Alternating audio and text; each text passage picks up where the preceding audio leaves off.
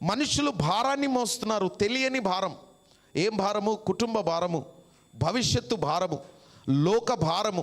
ఇవన్నీ ఒక భారం అన్నమాట. అమ్మో, నేను ఎక్కడ తగ్గొద్దు, నేను అందరితో ఉండాలా, వాడు మంచిగా అయ్యాడు, నేను మంచిగా లేను, వాడు ఎదిగిపోయాడు, నేను అక్కడే ఉన్నాను, లేదు నేను ఏదైనా కష్టపడి నేను ఆ లెవెల్కి వెళ్ళాలా, వాడు ముందరికి వెళ్ళాడు, నేను వెనక్కే ఉన్నాను, ఆమె మంచిగా అయింది, నేను అలాగే ఉన్నాను.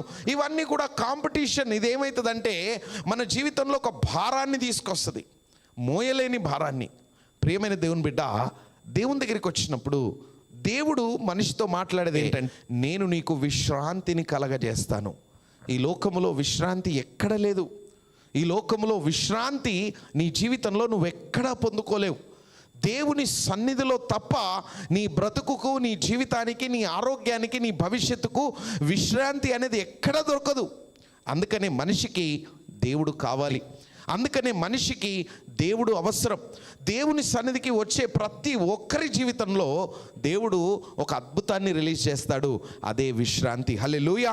యేసు నామములో నువ్వు ఏ ప్రయాసాన్ని నువ్వు మోసుకొని దేవుని సన్నిధికి వచ్చావో, ఏ భారాన్ని మోసుకొని దేవుని సన్నిధికి వచ్చావో, ఎలాంటి శ్రమలతో ఉన్నావో, లేకపోతే ఎలాంటి భారము మోస్తూ నువ్వు కష్టపడుతున్నావో, యేసు నామములో దేవుడు నీ ప్రయాసాన్ని, నీ భారాన్ని తగ్గించి ఈరోజు నీకు విశ్రాంతిని కలగజేయునుగాక.